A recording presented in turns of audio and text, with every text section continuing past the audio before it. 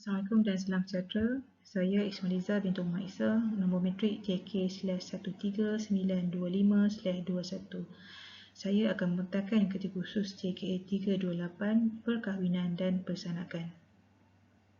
Berikut adalah isi kandungan kepada pembentakan ini, iaitu bermula daripada pengenalan, diagram salah-silah keluarga, bentuk perkahwinan, pemilihan pasangan, pola kekuasaan, pola pendapatan selepas berkahwin, pewarisan harta pusaka dan kesimpulan.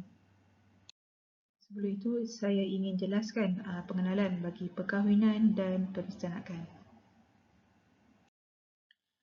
Perkahwinan menurut Lucy May 1965 ialah merupakan penyatuan seorang lelaki dan seorang perempuan yang tinggal bersama sebagai suami isteri.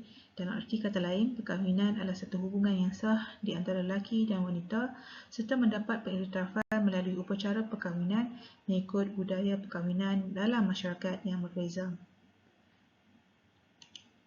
Manakala bagi maksud persanakan, iaitu berasaskan peraturan yang tertentu mengenai hubungan fizikal antara lelaki dan perempuan untuk melahirkan anak.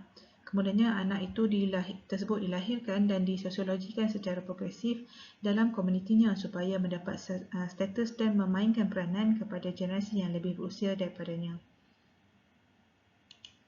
Berikut adalah diagram sebelah ibu yang telah saya sediakan, di mana saya pecahkan kepada 3 generasi, iaitu generasi 1, generasi 2 dan generasi 3, dan juga turut menunjukkan perempuan ego, iaitu merujuk kepada saya sendiri.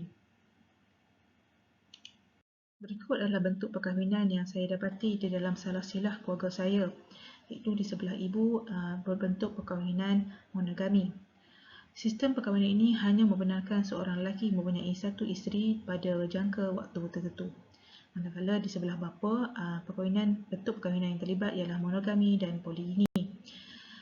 Poligini yang mana ianya adalah satu cabang perkahwinan dari sistem perkahwinan poligami. Poligini bermaksud seorang lelaki telah berkahwin dengan beberapa wanita dalam masa yang sama. Perkahwinan berbentuk poligini ini adalah diamalkan oleh masyarakat Islam di seluruh dunia, di mana seorang lelaki untuk berkahwin antara 1 hingga 4 orang isteri dalam satu masa yang sama.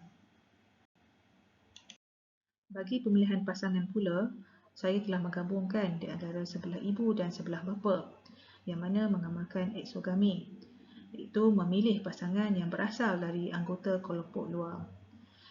Generasi 1 dan generasi 2 telah bermula dengan diaturkan oleh pihak keluarga, walaupun diaturkan persetujuan dari kedua pihak turut diambil kira setelah proses mengenali antara satu sama lain.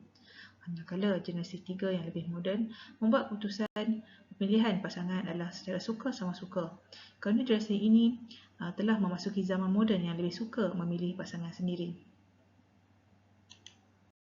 Berikut pula adalah berkaitan dengan pola kekuasaan, yang mana saya telah menggabungkan juga di antara sebelah ibu dan sebelah bapa, iaitu patrilineal dan bilateral.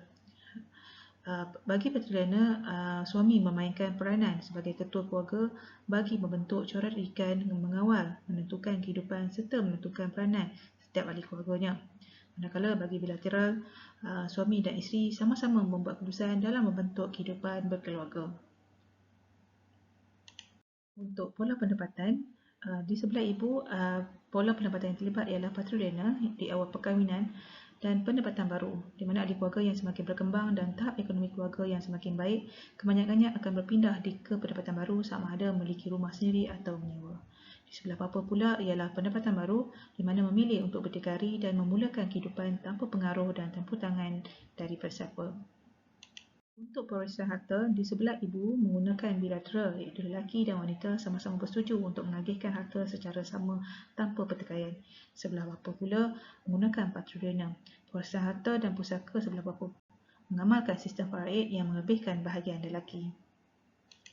Kesimpulan pada tugasan ini adalah masyarakat yang terdiri daripada pelbagai lapisan mempunyai tradisi, adat, kepercayaan dan agama yang berbeza.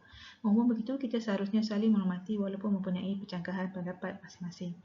Perkahwinan dan persanakan mempunyai takrif yang berbeza, namun ia adalah saling berkaitan. Kedua-duanya amat penting bagi memastikan suatu generasi dapat dipelihara dan dijaga dengan baik bagi meneruskan sistem budaya dan sistem sosial agar ia dapat diterima setiap lapisan masyarakat.